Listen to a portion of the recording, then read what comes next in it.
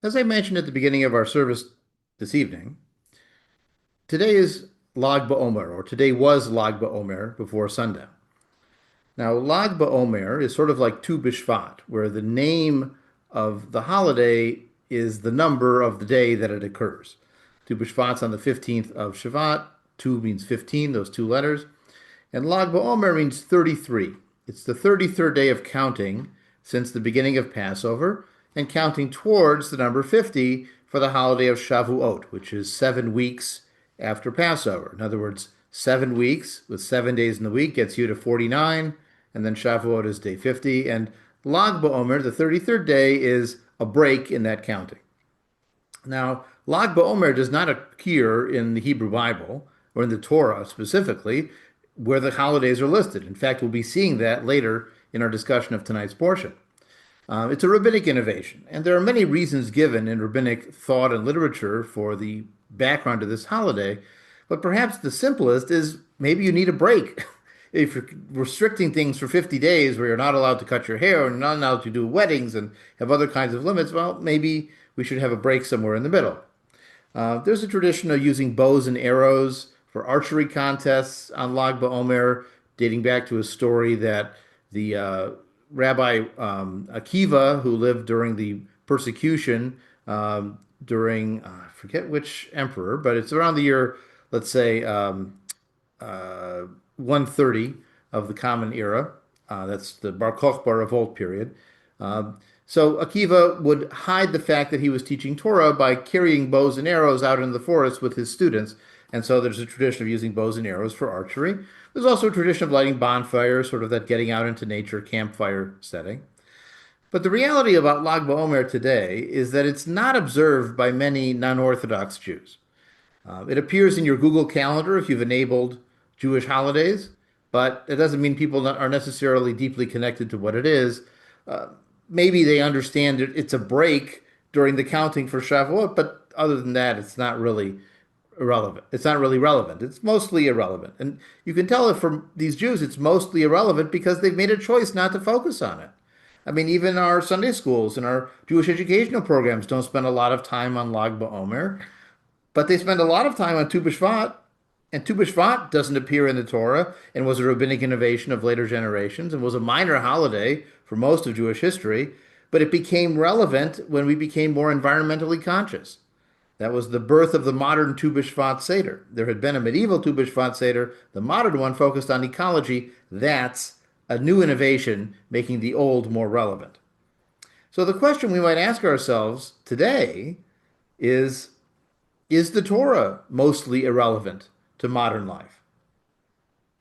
Now, the tradition claimed that the dating of the Torah goes back to, well, some would claim the formation of the universe because the Torah is the design plan by which God made everything. But others might claim, well, it goes back to Moses on Mount Sinai. That's dated to around the year 1200 BCE. Of course, with Revelation, it's eternally true. Historically, that's less likely to have happened. More likely, the Torah was edited into its final form around the year 500 BCE. And there are even some who argue it may have developed even more recently, maybe in 300 BCE or 200 BCE would have been the final canonization period. Of course, that's still well over 2,000 years ago. And something written 2,000 years ago, you might say, well, that's just not so relevant these days. I mean, consider the contrast between the Torah scroll that you see over my shoulder and our experience right now on Zoom. That Torah scroll was written by hand. It's on many pieces of animal skin that have been treated and purified and cleansed and then handwritten on to copy it exactly the way it was done before, then sewn together and then put onto wooden dowels. And we've been using it for many years at Kol Hadash, but it's the older technology. If I wanted to share a text of that Torah scroll with the Zoom right now, I have to pick up the whole thing and hold it in front of the camera. It would not be very functional. If I want to share a Torah scroll text by using a website, that's much easier. So maybe the form of the Torah reflects the content of the Torah and the fact that the form has been bypassed by newer versions, additions, innovations, and maybe the values, the content of the Torah is also passé. It might be reasonable to assume that something so old has little to offer today. Of course, even ancient literature was often responding to the human condition. And the human condition of facing illness, of dealing with death, of celebrating joy, of falling in love, that experience is still universal and was back then too. So often these ancient texts do have some relevance when they're relating to the human condition. Now, to be fair and honest, there are certainly some beliefs and some values and certainly ritual practices from 2,500 years ago that we may well consider to be irrelevant, even occasionally offensive to our modern sensibilities. One of the liberating experiences of a humanistic approach to Judaism is that we don't have to defend everything. We don't have to save everything and say that what looks bad is actually wonderful. It's okay to say that was written a long time ago by people, and maybe people today have a different opinion. We would have written it differently. At the same time, when you look back at those passages that might be odd or even offensive, even the most foreign commandment and attitude set the template for Jewish culture and reflects the historical Jewish experience. We need to know where we came from to understand who we are today. These old sources are really sometimes the opportunity for new insight into the Jewish life that we experience in our own days. So all of these dynamics are demonstrated in this week's particular Torah portion, which is titled Emor, which simply means say. It says, God says, say to these people. And it appears in the book of Leviticus from chapter 21 to chapter 24. The book of Leviticus in Hebrew is called Vayikra, which means and called out. It's not particularly illustrative of the content.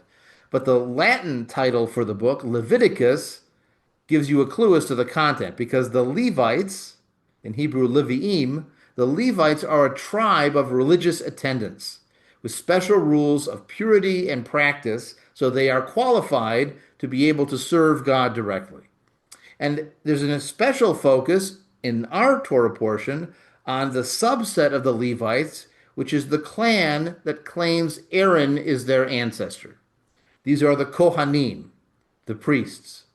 So if you know people named Cohen, Kahana, Katz also, that it dates back to this claim of a priestly clan that claimed its ancestry back to Aaron, the brother of Moses. As I said, much of this book focuses on rules for priestly behavior. But we'll find some very interesting insights and challenges in these texts.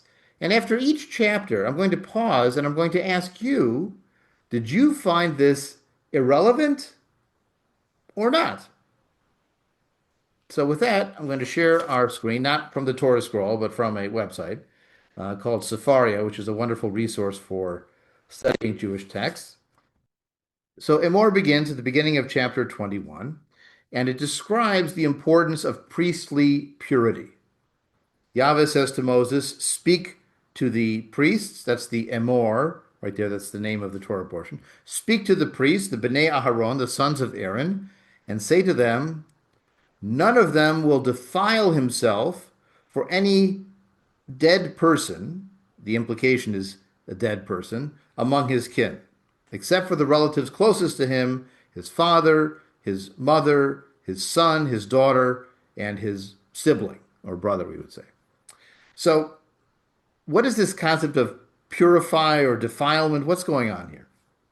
As I've mentioned in other Torah commentaries, the idea of being pure or impure is not the same as being clean or unclean. It's not like you use soap to get rid of it. In fact, sometimes you purify using blood that you sprinkle on things, which to us would mean to make it dirty. But the idea of purity is that there is a state of spiritual schmutz, to use a phrase that Sherwin-Wine used to use, where you've sort of crossed the boundary between the natural plane and the supernatural plane. And so a priest actually offering a sacrifice becomes impure and then has to purify themselves afterward because they've contacted that other plane.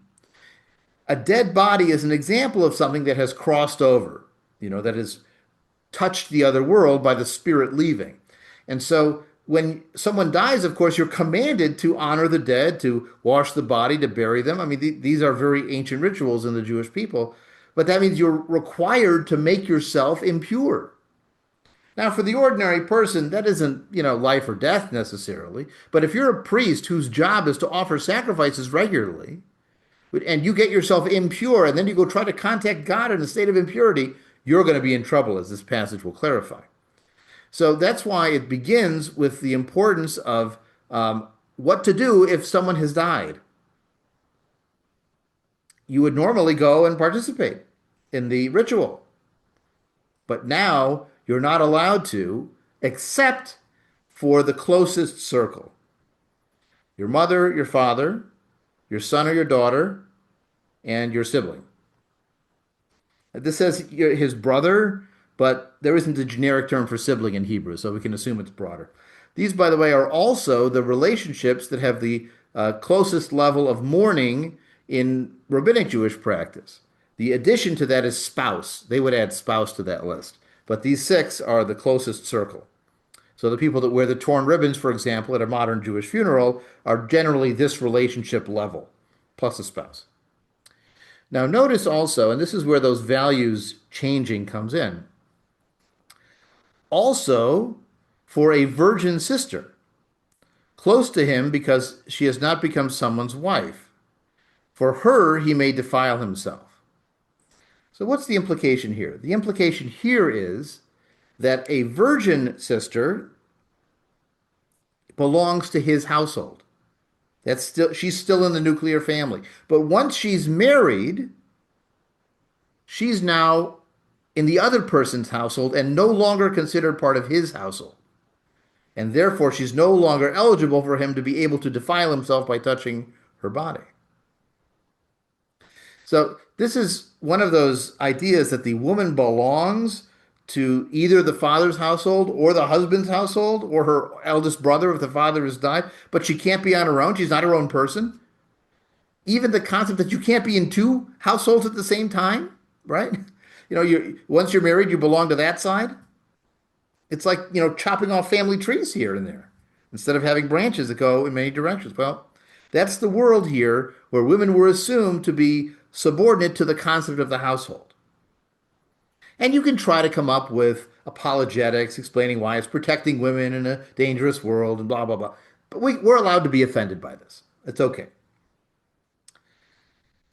He will not defile himself as a kinsman by marriage and so profane himself. So when you've married into a family, it doesn't count for this if you're a priest.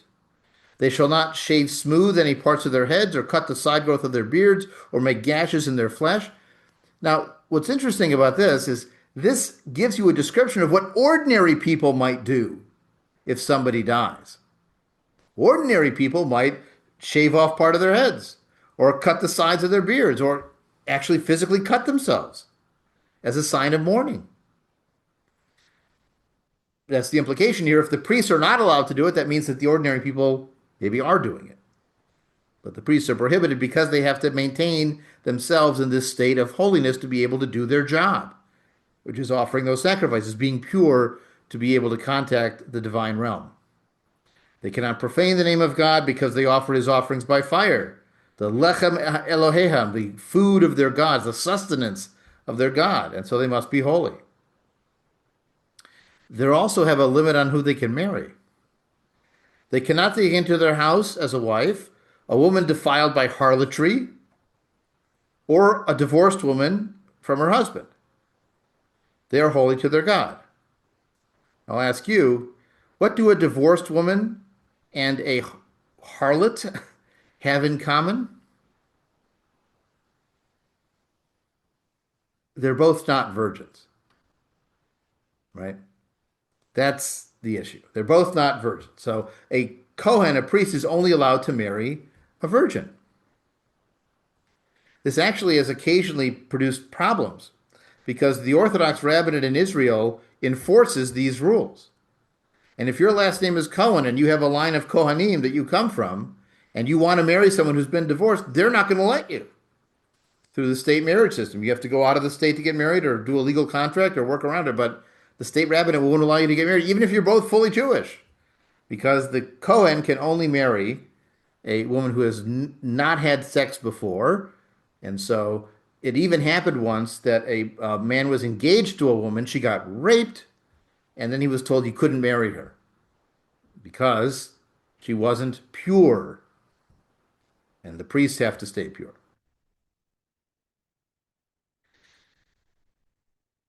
Okay. When the daughter of a priest defiles herself through harlotry, it is her father whom she defiles, and she should be burned.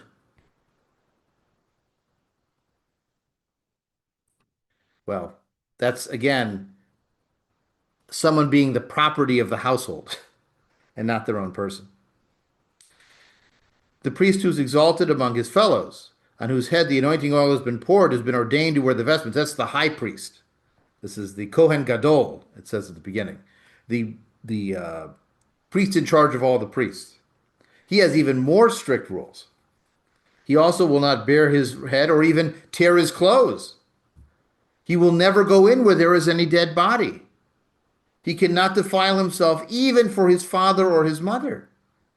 So the high priest doesn't even get the exceptions that the ordinary priest does. Occasionally, I've heard of a rabbi with the last name Katz, which claims descent from a high priest, who has to do the funeral in a different room from the body because the Cohen is not allowed to go where the body is. Or you may have seen this picture of this person flying in a plastic bag because he's worried that he might fly over a cemetery. And as a priest, you can't go in a cemetery because that's where the bodies are.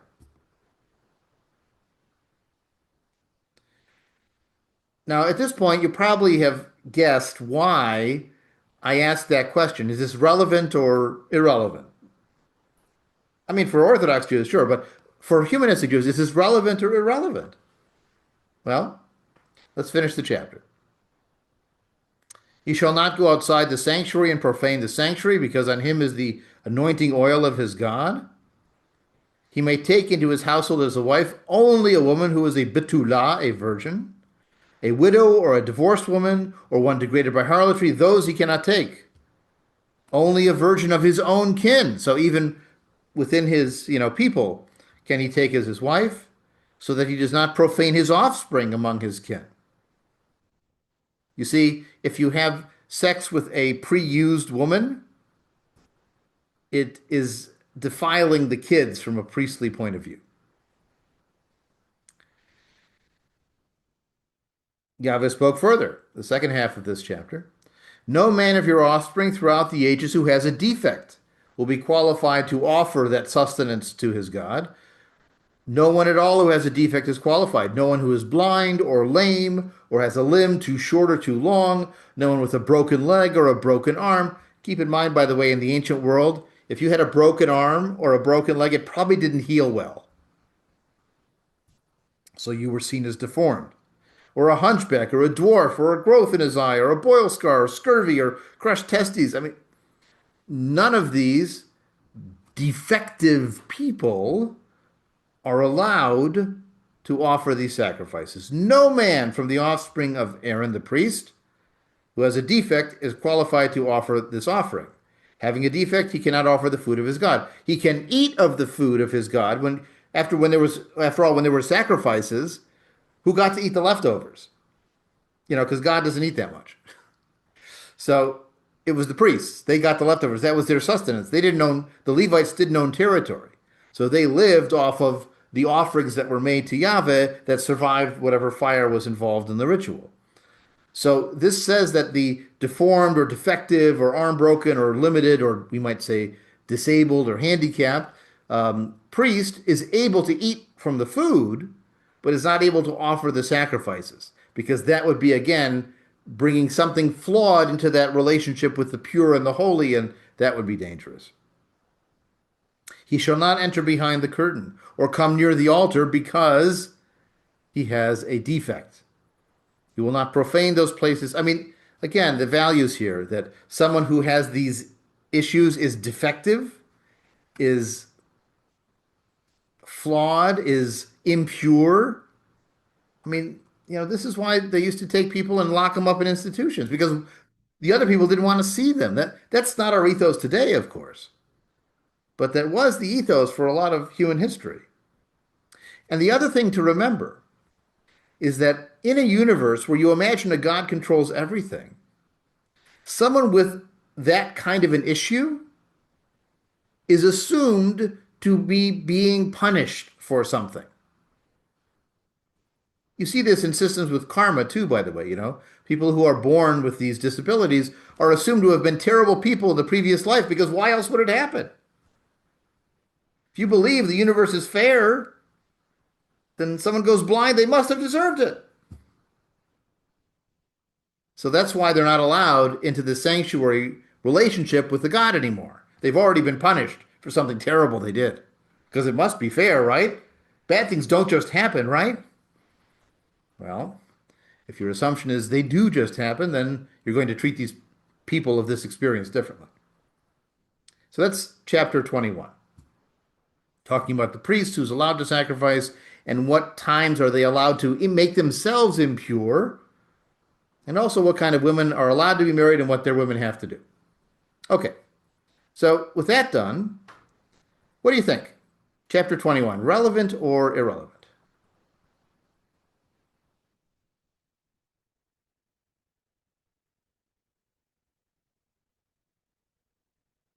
I saw some shaking heads. Thumbs down? Okay.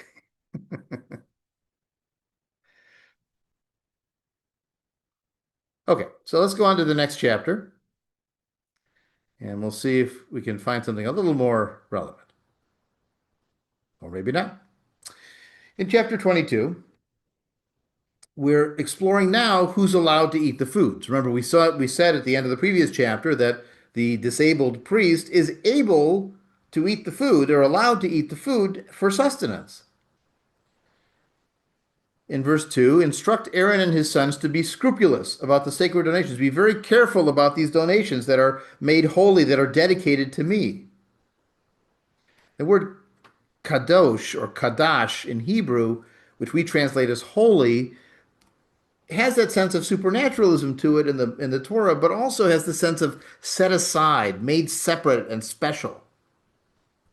And so these foods are now set aside and separate, made special because of their participation in this ritual to connect to and to some extent to provide sustenance to the god. And so only the special people are allowed to eat it.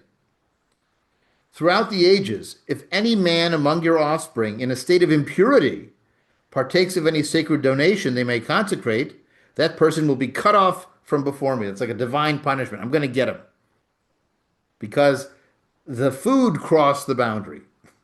So if you are impure and you're touching the pure, then and the holy, you're going to really get zapped.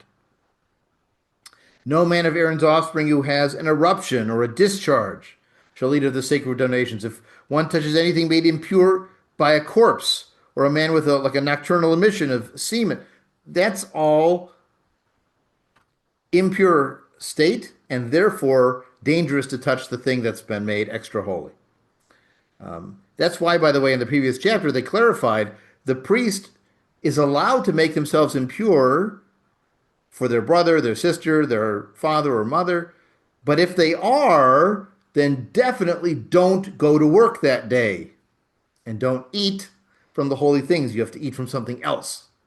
Go to McDonald's or something. Well, okay. The idea is you have to go somewhere else. You can't just eat from the holy things. If a man touched by any swarming thing but makes him impure, or any human being by whom he is made impure, whatever is impurity, the person who touches it shall be impure until evening and cannot eat from the sacred donations until he's washed his body in water. So you have to have a purification ritual. Today we call that going to the mikveh, the ritual bath. As soon as the sun sets, he will be pure, and afterwards he can eat of these sacred donations because they are his food. If he eats anything that died or was torn by beasts, that makes him impure. So the point is, you have to follow this rule because otherwise you incur guilt and you'll die for it. You've committed a profanation, you've broken that rule, And therefore, since God has dedicated, set them apart, you see that Mikadsham, he has made them distinct for himself. You have to follow the rules. Now, this does, when you're asking the question of relevance, it does raise the question for us, maybe, even as secular people, is there anything that we would call holy? Something that's untouchable, that needs to be treated differently and specially? Are there, I'll give you an example. Have you ever had to throw out a book? I found it really hard. I mean, it was waterlogged, it was moldy, like the only thing to do with it was throw it away. But I have such a visceral reaction to destroying books or throwing books away that the act itself felt wrong on some level. Maybe that's why I have so many books at home and at my office, because I can't get rid of them. But it's a different problem. Okay, so maybe there's a category that we could use, or maybe we just say this is kind of foolishness. This is superstition and not so relevant. No layperson can eat of the sacred donations. No bound or hired laborer can eat of the sacred donations. But if the priest buys a person, in other words, they have a slave, they can eat because they're part of the household. And who defines the household? It's the head of the household, the priest. And so his household can eat from the holy things, even a slave that he owns. Now, a hired worker, they live somewhere else. But the slave is part of the household. Don't forget, slaves can also be forcibly circumcised by their owners. And also those born into the household, either from the slaves or from his own family, can eat the food. But notice how the daughter changes status. If a priest's daughter marries an ordinary person, then she can no longer eat from the sacred gifts. Her status depends on which household she's in. Now, she's allowed to marry a non-priest, but then she stops being a priest. She stops being she was never able to be a priest, really, but she stops being even priestish. Now she has to only eat what the ordinary people eat. She can't eat from that special set aside food because she's part of her husband's household.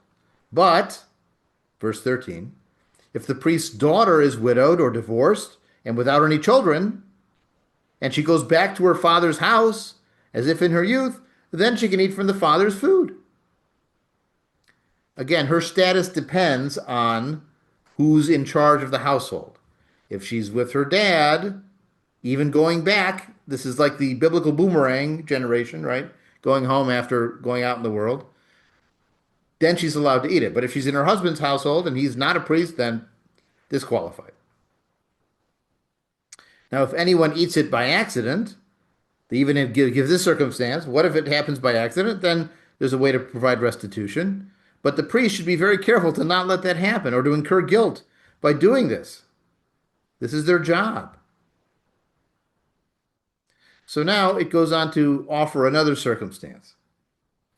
If people in the house of Israel offer a sacrifice, it must be a male animal without blemish from cattle or sheep or goats. You cannot offer any that has it. You get the theme here? Things with defects and flaws are bad, or they're at least not good enough to qualify for the sacrifice. You have to offer your best to the sacrifices. What this reminds me of, actually, and you may have seen this before, where people are now advertising these ugly vegetables that you can get a farmer's basket of. Have you ever noticed how all the tomatoes in the grocery store all look good, but if you grow tomatoes in your backyard, some of them look kind of wonky? Well, in real life, food comes out wonky. It doesn't all look exactly the same. But people in grocery stores want their food to look exactly the same. I was just in the grocery store this morning, and all the vegetables look exactly the same. All the carrots are about the same length. Well, that's not how real life works. So people have now started this shtick where they say, will you rescue these ugly vegetables that grocery stores won't take?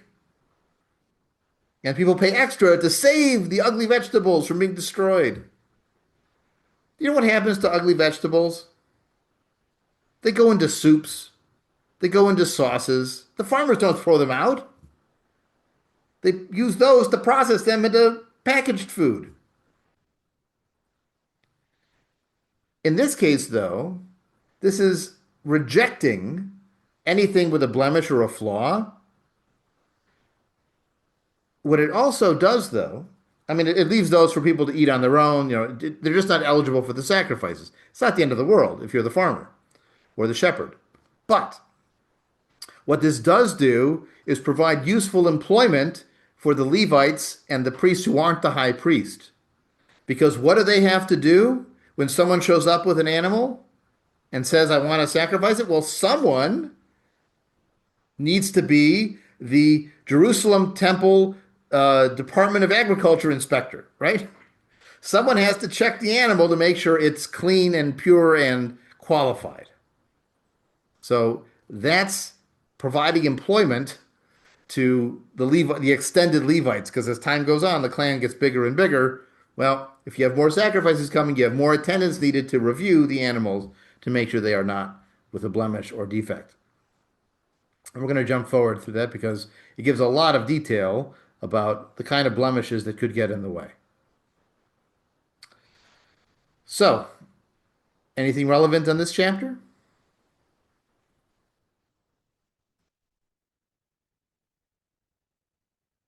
Well, maybe not.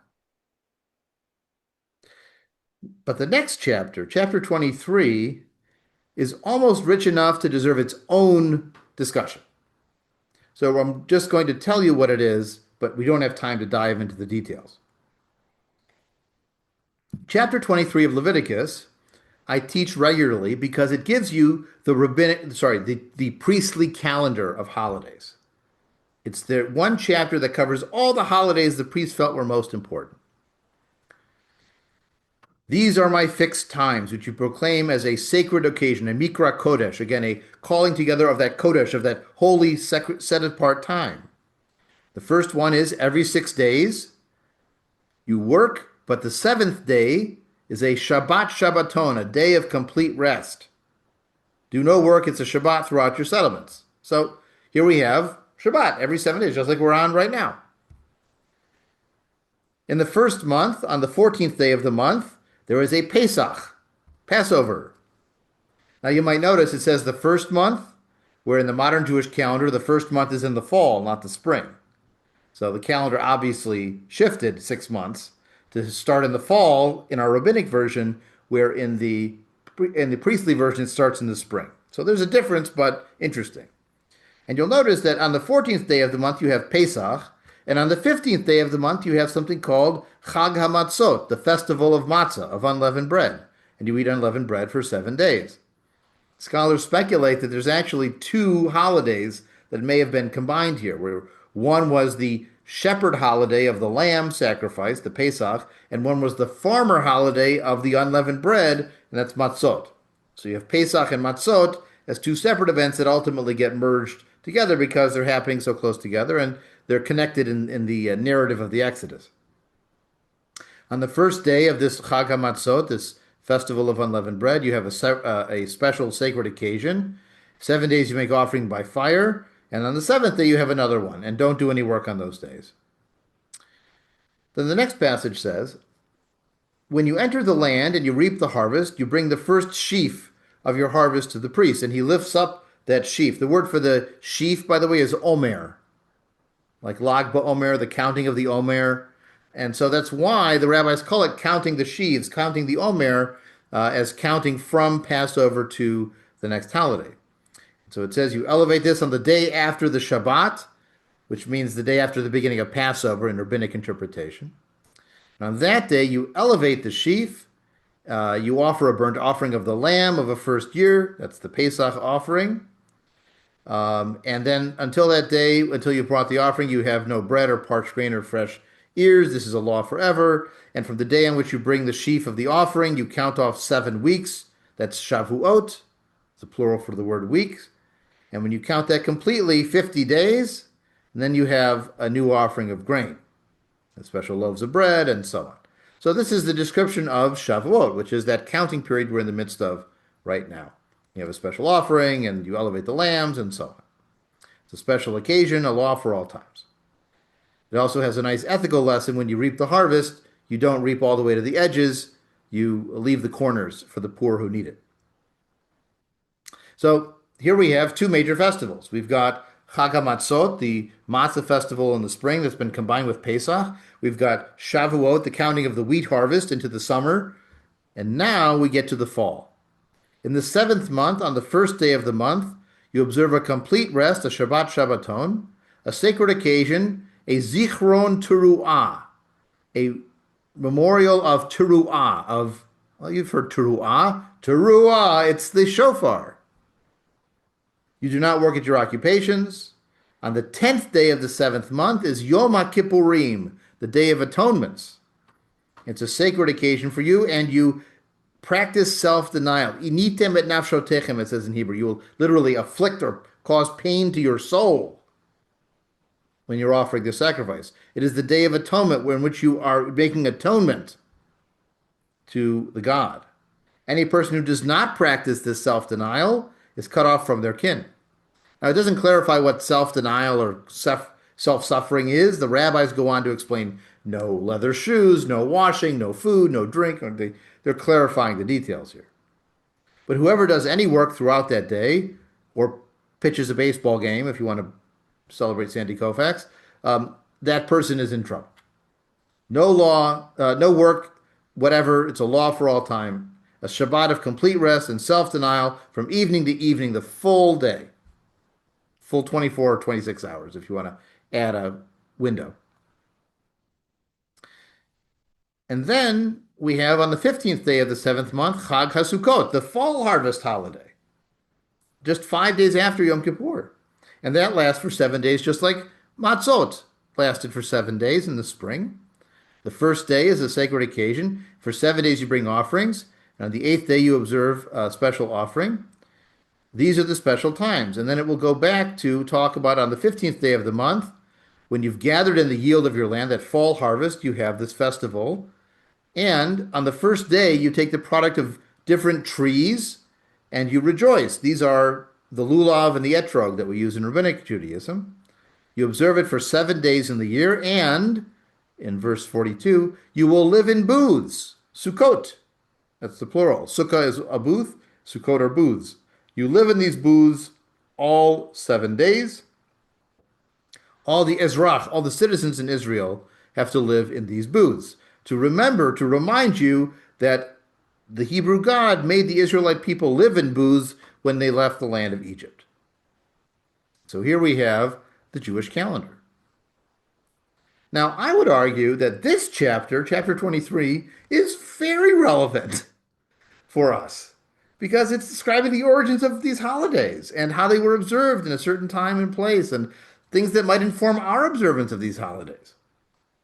So I use Leviticus 23 all the time whenever I'm teaching about the development of Jewish culture or celebrating Jewish holidays and where do these holidays start from. Well, this is some of the earliest texts that we have that reflect how Jews celebrated Passover and Shavuot and Sukkot and Shabbat and the Day of Atonement. It wasn't the New Year, it was the day of the memorial of blowing horns. It wasn't Rosh Hashanah yet, because it wasn't the beginning of the year. But still, the origins of these holidays are all reflected in this passage.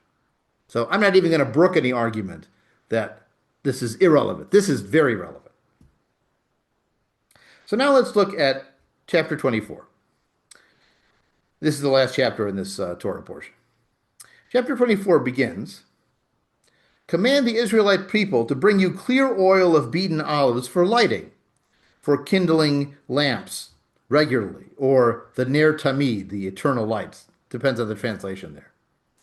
Aaron will set them up in the tent of meeting outside the curtain of the pact to burn from evening to morning. It's a law for all time. And then verse 4, Al ha-menorah ha-tuhorah ya'aroch et hanerot. He will set up the lamps on the purified menorah, lampstand, to burn regularly. Now you might have noticed that calendar in Leviticus 23 didn't include Hanukkah. What do you mean, a Jewish calendar without Hanukkah? Well, this is set during the Exodus, so there is no Hanukkah yet. But interesting that the very next chapter talks about purified oil and a menorah. Was Moses a prophet? Or during the Maccabean era, did someone sort of drop drop in this thing about purified oil and lampstands to make it more relevant for their own era? You know, flip a coin. I mean, how are we going to know? Okay. But I just find it interesting that it references that. And then it describes Aaron building what's called the show table with showbread to sort of publicly display. We're not going to get into the depths on that. But I do want to touch on what happens in verse 10. There came out of the Israelites a man whose mother was an Israelite and his father was Egyptian. This is the child of what we would call intermarriage. Now, we don't know if they were married, whatever that would have meant back then, but this is a person with mixed parentage. His mother is Israelite, his father is Egyptian. And he's referred to as the Ben HaYisraelit, the son of the Israelite woman, to mark him as not really fully Israelite. So if anyone tries to claim that the idea of the mother makes the kid Jewish goes back forever, well, in this text, there's clearly some ambiguity about this person's identity. Because he's referred to as the son of the Israelite woman, the son of the Israelite woman. But wouldn't he just be the Israelite?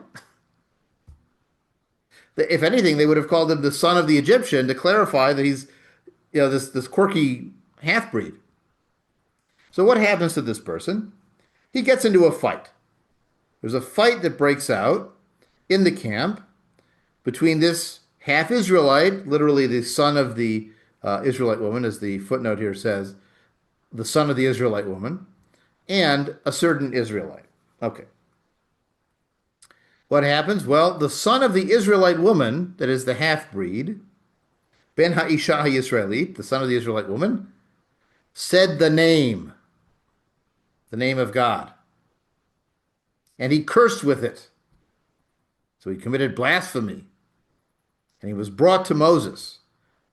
And they actually give the name of his mother. His mother's name was Shlomit, daughter of Dibri from the tribe of Dan. So they give him a pedigree by his mother, because that's the Israelite connection. So it does raise the question, was his father around? Or is this, a case of either rape or extramarital affair? We don't really know. Okay. In any case, he's placed in custody. They lock him up, basically, until they decide what to do with him. And Yahweh spoke to Moses, saying, take this cursor, the blasphemer, outside of the camp. Let all who are within hearing lay their hands upon his head, and let the community leadership stone him. And to the Israelite people say, anyone who blasphemes God will bear the guilt, and one who pronounces the name Yahweh will be put to death. The community leadership stones the person, Ezrach or Ger, the stranger, the resident alien, or the citizen, having pronounced the name, will be put to death. So here's why his pedigree is important. His pedigree is important both to show you the risks of mixing with those other people, but also to clarify that rule on taking God's name in vain, whether it's from the Ten Commandments or earlier in this Torah portion or right here, applies to everyone.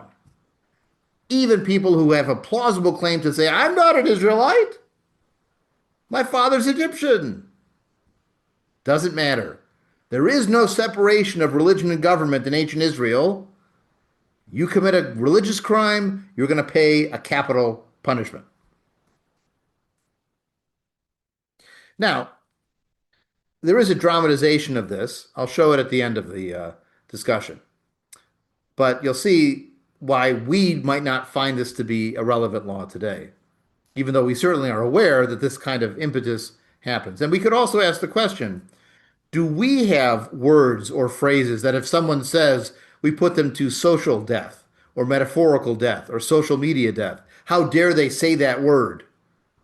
Well, maybe we have our trigger words too. The last part of this is also fascinating, worthy of its own discussion. And it's this concept of, in Latin, called lex talionis, the law of equal punishment. If any party kills any human being, that person is put to death. One who kills an animal has to make restitution for it, life for life. If a party maims another person, what is done shall be done in return. Kasher asa ken ya'aseh lo. Whatever he did will be done to him. Fracture for fracture, or break for break. Eye for eye, tooth for tooth. The injury inflicted on a human being will be afflicted in return. One who kills a beast will make restitution, but one who kills a human being shall be put to death. And you will have one standard for Ezrach and Ger, for citizen and for the stranger, the resident alien. I am Yahweh your God. And so they took the blasphemer outside the camp and pelted him with stones. So the point of the story of having one standard is to show that this applies to everybody, this rule on anti-blasphemy. So we might say, well, blasphemy laws are terrible. Me saying something shouldn't cause you to kill me, even if I am mocking your religion or being angry at your religion. I'm allowed to criticize religion.